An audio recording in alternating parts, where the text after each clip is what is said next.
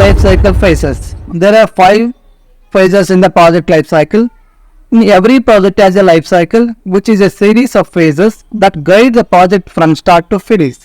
In this lesson, we will explore the 5 key phases of the project lifecycle. Phase number 1, initiation. The project begins with the initiation phase. This is where the project's objectives are defined, a project charter is created, and key stakeholders are identified. It is the foundation upon which the project is built. Phase number 2, planning. Once the project is initiated, it moves into the planning phase. Here, detailed plans are created for scope, time, cost, quality, risk, and communications. The planning phase is critical because it provides the roadmap that guides the project team. Phase number 3, execution. In the execution phase, the project team carries out the tasks defined in the plan. Resources are allocated, work is performed, and the project manager ensures everything is running smoothly.